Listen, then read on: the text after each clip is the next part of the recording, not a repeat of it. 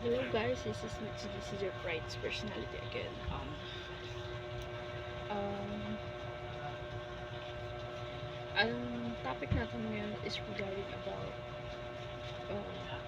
unfair, unfair human attitude. So, yun, nakakalungkot lang kasi sa panahon talaga natin, ang hirap or ang pinakamahirap na part sa pagiging tao sa mundong ito. Yung ang hirap intindihin ng mga tao na sa paligid mo. Yung totally blown ka na parang mapapasabi ka na ng what the fuck, what the heck, ano ba nangyayari? Or something na kahit ginawa mo na ng mabuti, kahit gumawa ka na ng tama, pero in the end, mali pa rin. Yung kahit ginawa mo na yung best mo to help them, pero after ng tulong na binigay mo, parang mababasura lang, parang mawawala ng hina sa isa kasi one mistake is enough for you to be judged. So, isang mali mo lang, na-judge ka ng tao. So, basically talaga nakakalungkot na scenario yung ganong sitwasyon. Kumbaga, sa panahon ngayon, talagang yung mga kabataan ngayon, worsen na, siguro dala na rin ng way of kung paano sila pinalaki, kung paano yung nakikita nila sa surroundings sila, which is sobrang nakakalungkot talaga.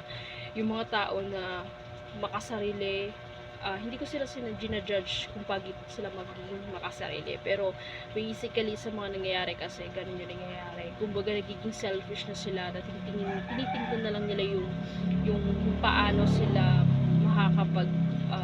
makakapaglamang sa kapwa, kung paano sila masasabing sila yung pinaka the best, sila yung pinaka magaling, pero in the end nakatago yun nakatago sa part ng sarili nila na andun yung kahinaan nila, andun yung dark side ng kahinaan nila, which is pinapakita lang nila na matapang sila, na matatag sila by competing others, by competing the passion of others, by competing the job of the others. So basically sobrang nakakalungkot, sobrang worst na ng humanity natin, lalo na yung attitude ng tao. Ang hirap controlling, ang hirap intindihin, talagang sobrang worst talaga.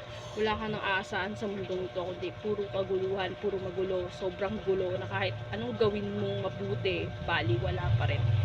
So yun, guys, sana suportahan niyo ako. Idol ko kasi yung mga nakita kong motivators ngayon, yung mga bagong motivators talaga. So, very helpful talaga sila. Kasi ngayon sa panahon hindi na maganda, hindi na applicable yung pagiging slow. Hindi na applicable yun.